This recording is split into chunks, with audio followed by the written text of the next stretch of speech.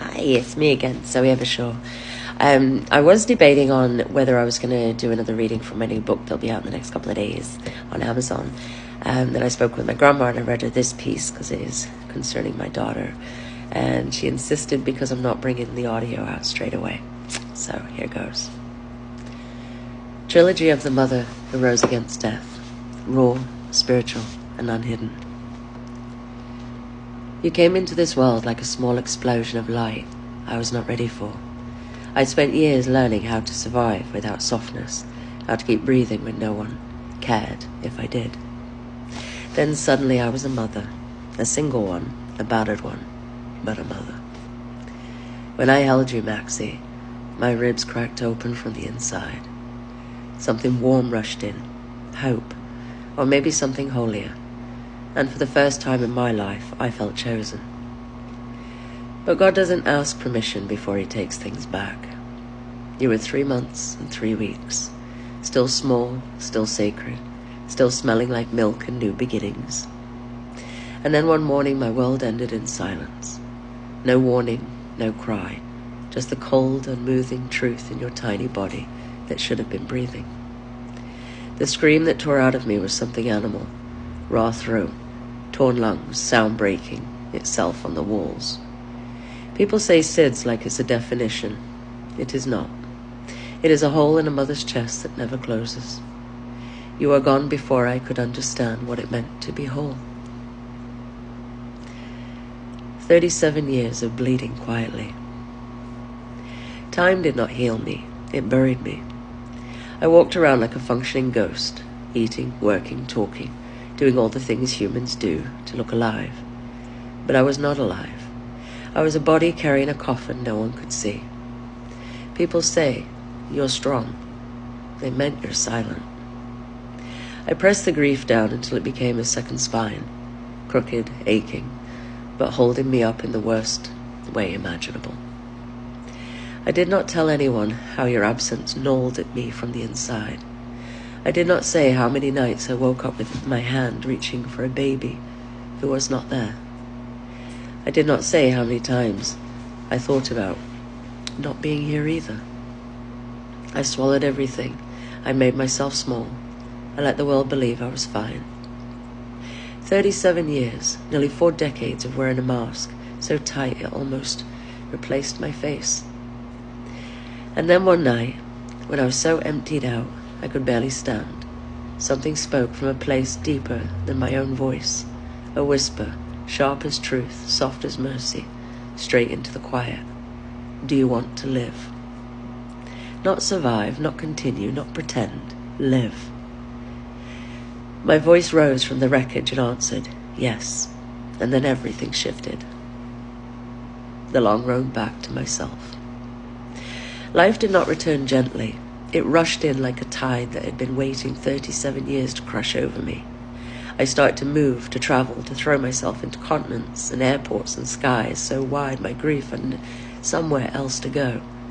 I chased sunsets like they owed me something. I stood on cliffs and let the wind hit my face until it felt like a blessing or a punishment, I was not sure which. In every country, every crowd, every sacred place I asked, "Are you here, Maxie?" Sometimes the answer came in a sudden warmth on my spine, sometimes in a feather where no feather should be, sometimes in a breath of wind that felt unmistakably like a tiny hand. I lived honestly, messily, brutally, beautifully. But the truth is I carried you everywhere, not as a wound anymore, but as a compass that kept pointing me back to myself. The woman who emerged at 49. I am 49 now, old enough to have survived hell, young enough to start telling the truth. I survived the darkness, but more than that, I rose from it. I learned that healing is not pretty, it is not soft. It is a rebirth that rips you open and demands to know who you really are. And I answered, I am the woman who lost a child and kept walking. I am the woman who broke and still chose life. I am the woman who traveled the world with a ghost pressed against her heart. I am the woman who grieved in silence for 37 years and is finally learning how to speak. I am the woman who carries Maxie, not in pain, but in power. My daughter, my moon, my whisper, my awakening. You did not just die, you transformed me. And now at 49, I finally tell the story that lived inside my bones for over 4 decades. I live not only for myself, but for the light you left behind.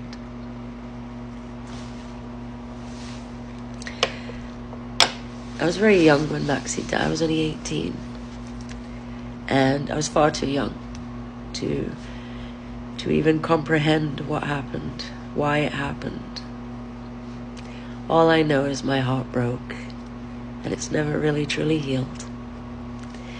So, in my strength, in my recovery, in my healing, I have always chosen life. Because life really is a challenge. It has little rewards when you're not seeking them. But when you are seeking rewards in life, you always end up more with lessons. And then, as I'm getting older, I'm learning that lessons are actually a blessing. Because lessons have made me go deeper into my healing, which this last lesson did. And I'm very thankful that person brought me to a place where I needed to go deep and deal with some really old ancient wounds. I hope this helps somebody. My new book will be released in the next couple of days, and look out for it. And I love how my brain functions, because it made me do short stories. And the reason I do short stories now in this book is because you're not waiting for the next part to happen. You can actually read, put it down, absorb, even process, relate, debate, and who knows, ask me a question. This one is very raw, but it's meant to be, because trauma is raw.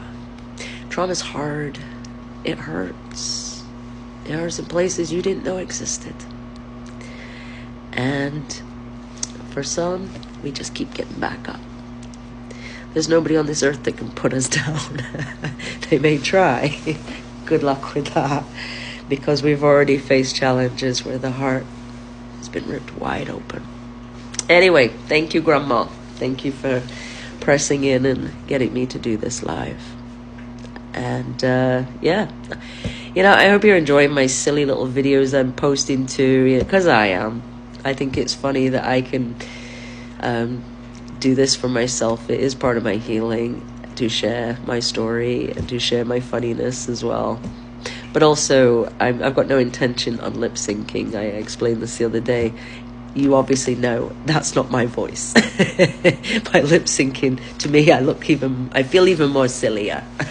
Right? Anyway, thank you for listening. Please share, and it's gonna help a lot of people. Thank you.